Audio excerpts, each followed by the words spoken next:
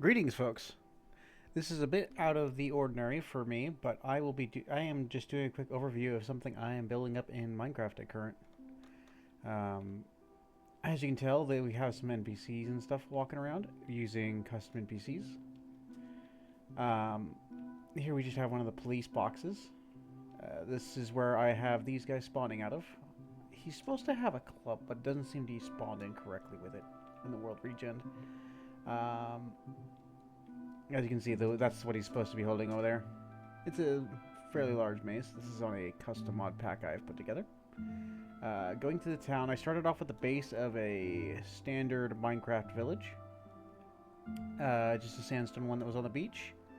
You can tell by what materials were used as to which structures were manually built. As stated before, the police boxes signify where the police units spawn, which are mainly just to keep mobs out. Alright, let's start going down the road and through the buildings. First, we have our clothing store. We have Epic Knights in here, if you're wondering what the armor is, and it's a add-on for Epic Knights that adds all these extra decorative bits. As you can see for the windows, I use these nice awnings from supplementaries. Let's go ahead, enter. You have all the armors facing out of the windows, and you have all these hat stands with the various helmets from the mod all in them.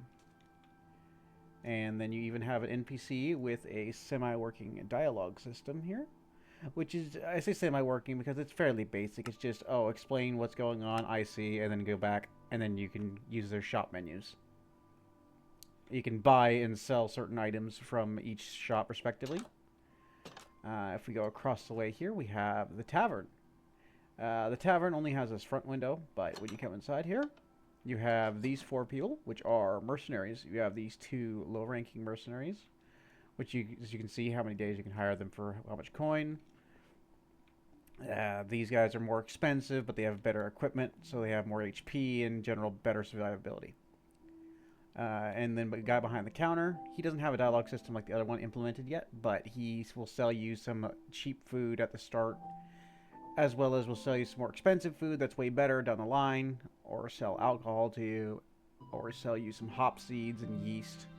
But he'll also buy barley, Magellan Age, Crystal Walker, and Highland Hearth, which are from the Let's Do series brewing. Moving down the next building, we have the bank. This is just a simple bank for conversions of currency, as I'm using custom NPCs, as I'm well acquainted with how custom NPC uses. Another police station. I say station, it's just a police cubby more than anything. Before we move on to this structure, we'll move on to this end one here, which is the village temple. It looks kind of demonic from my perspective. There's no real lore reason behind it. I just thought the town needed a temple of some kind, and this is what I was building at the time. It's probably because I was listening to some horror stuff or something in the background while building. Next, going down the line, we have the convenience store / general store thing. Pretty simple interior decorations. But you can come here, again, no dialogue for this guy. But you can sell him a bunch of stuff: barley, corn, tomatoes, cocoa, eggs, baker's bread, raw tin blocks, raw zinc blocks. And then you can also buy barley seeds, tomato seeds, a backpack, and a bronze short sword from him. Just general starter kit. The bronze short sword is a bit on the expensive side, so that one might not need to stick around. I don't know what all those extra waypoints are about. Anyway. Moving on, we are moving on to some of the structures that use the create mod now. First, we have a sawmill here that has a pipe that's spitting out water onto it to run it. And then if we come on the inside here, we've got 2 belts leading onto these saws, where you can just throw your logs or your planks to make items you specifically want. Just using some chain drives and then a gear shift to shift it. Most of all the gear stuff is all hidden behind this. And then we have the sawmill worker, which again has some dialogue, and you can sell him pretty much every type of wood, and depending on the rarity of the type of wood is how much money you get. I don't have any of them programmed in for the nether yet, but that's because the group I have playing at the moment doesn't even bother with the nether, so there's not a whole lot of point. Moving on, we have a hotel / motel thing for players. You can just enter in here, talk to him. for his dialogue wheel. I know it's different from the other ones. I haven't set the other ones up completely yet. For this one, you can say, yes, I'd like to get a room, and he just says you can take any of the room due to the low population. That's the general background of the town, is they just have a shrinking population. But his main thing is selling you stuff, and you selling him stuff, such as soap, alcohol types, corn, strawberries, and he'll sell you bread slices and breakfast plates. The bread slices are just a general item. They're from the Create Foods mod, so you can just add whatever veggies you find. I also have a working Create elevator in here. It's not super fast, but it works. And each room is exactly the same with the same layout. It's pretty small, but this is just intended for players who are just starting out to have some place to store their stuff after they get a chest. And once they get a bed, they can set up in here just to protect themselves and not have to spawn all the way at the dock. Across the street from it, we have the Glassworks. This was one of my first forays into making a lot of decorative stuff in Create, as I am not very knowledgeable when it comes to Create. But I got some various pipes and stuff, and then we have the Glassworks worker. He just buys stacks of sand and sells glass by the request of one of my players, so I made a Glassworks for him. There's also a belt that goes through here that, on occasion, I don't know if they'll get here in time. This belt is set to very slow, so it may take a moment or two, but sand should come out of that chute there, and then it'll head to the back. Yeah, there it is. And then it'll head to the back there, where it'll go into another chute, which will get blasted up, come back around, and it'll just infinitely loop of the sand getting manufactured, as it were. This was just my first foray into an attempt that made it look interesting. General idea, Glassworks. There's also some red sand and normal sand all around in here to just add to the aesthetic of it being a Glassworks. Alright, well, let's move down the road. Again, another police station / police box. Just keep mobs off the road so they don't harangue players. We'll go to the building on the right first. This building is the Recycling Center. And the Recycling Center is a decently sized building, and if you're wondering for this back area, this is because we have Ultimate Car Mod in this pack, so you'd be able to pull up trucks or whatever vehicle you have to unload. It has a trash chute there, which you can throw items into. Or you can come in here and trade with the recycler. As you can see, she will recycle items for you of varying types. It doesn't show it on the UI, but all these tools and whatnot can be recycled back into them regardless of their durability. So in the long run, if your pick's about to break or whatever, and you don't want to have to spend the XP, or you don't have the XP to repair it, you can at least take it here and give it to her to get at least one iron ingot of that build cost back. Same for some of these other ones, such as if you make too many bottles, you can turn them into glass panes. Not that useful, but it's a breakdown material. You can turn gravel into flint. You can turn 4 blocks of flint into cobblestone. You can turn 32 rotten flesh into 3 bone meal. You can turn a single oak fence into 3 sticks. You can turn a flax sack back into some flax. You can also turn the steel rings from the chainmail stuff back into steel nuggets. Excuse me. In the back of this one was my second attempt at making a similar system to that, where it'll rotate around, but this one can also be added to individually.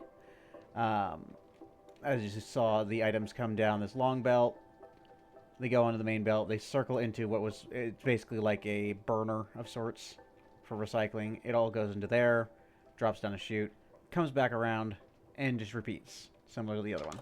Except for on this one, when the players throw in the trash chute, the item will appear on the belt, as it has a connection. Alright.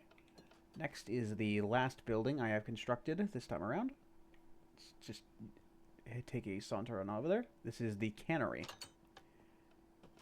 We have some general workers here, some stacks of cardboard, and we'll start with this on the right here. On the right here we have the bottle washer, I suppose you could call it. I was originally going to have it using some other liquid, but I couldn't figure out how to get that quite working, so instead I went with it's washing out the bottles for bottling goods. They should pop up any moment now. There they are. They get filled with water at the spouts. After popping out of the chutes, the fans blow them onto the belts. They fill up. They go down the belt and onto these item drains, in which the bottles are then emptied. They empty out their contents, which is then cycled back into the main tank. And then the glass bottles are deposited in the end chutes, which then go back down, and the whole process starts again. Now onto the second machine I used for the cannery. This one is the packager. As you can see, it's taking some of the packages. Don't know why it's not dispensing. There it goes. It puts out packages down the line from the various goods that are flowing on the back. They get put into boxes. They travel all the way down the line. They get deposited into the vault. The vault deposits them back there, and it just continues on in an infinite loop. You make these ones into infinite loops because they're just strictly for decoration more than anything. But it does give that nice industry feel to any of these kinds of buildings. The workers don't have any dialogue. They just tell you to go bug the foreman rather than them.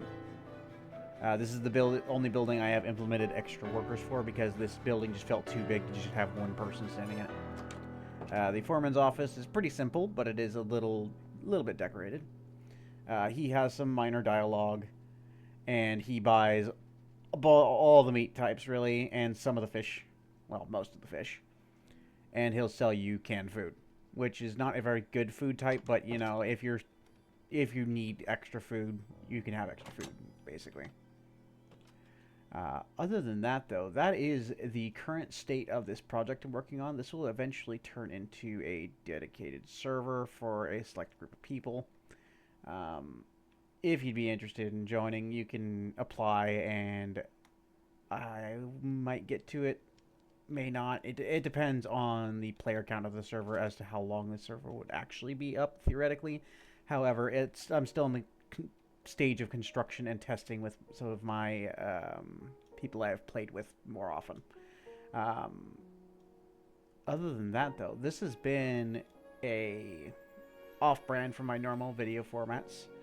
I just wanted to show off this project, as I'm pretty happy with how it's turning out so far, especially with the player engagement. So far, they've been interacting with the merchants and asking for specific buildings, such as for the clothing store, they asked for the item decorations, the glass works. It was a request by a player to have somewhere that sells glass. Recycling center, they asked to have a way to dispose of items without just having to toss them all over the ground. And the cannery for selling meats and stuff, while still fitting the general theme of industrial era. If you're wondering what that building way off in the distance is, it's from my survival test run, and the boat is also mine from Swashbucklers. But other than that, though, going back to the general gist, I might make these videos slowly to just show off progress on the town. I know some YouTubers have been doing Create series. Well, I say some YouTubers. Quite a few YouTubers have been doing series on strictly Create. However, I'm not the most knowledgeable when it comes to Create. Like, such as this water wheel, this pipe isn't actually doing anything. This pipe is just there to have a reason for there being a water bucket placed there, basically. But I think it fits the decoration. Basically building all of these just to have some decoration in them, since players are going to visit them. Similar for all of these. I have a list of more buildings to build, but I will, like, periodically make short videos after I finish, 2 or 3 buildings or something like that. I don't know. Depends on how this video does and the general gist toward it, as I have not made content in a while, but the last couple of videos I did on other games didn't do too well, so I kind of lost a lot of my motivation for a bit there. Especially after some of the series just flat out failed. The Thrones of End series has never seemed to do that well, so I don't think those will be popping up again. The boat crew stuff will be making a comeback at some point, probably after the co-op area releases. I'm probably going to do a run with my friend, who also enjoys those kind of games. But other than that, though, yeah, this has been a Minecraft project with Create. Make sure to like and subscribe. If you'd like to see more, tell me in the comments, and maybe we'll see some more of these videos come out in the future. That'll be all for now. Have a good one.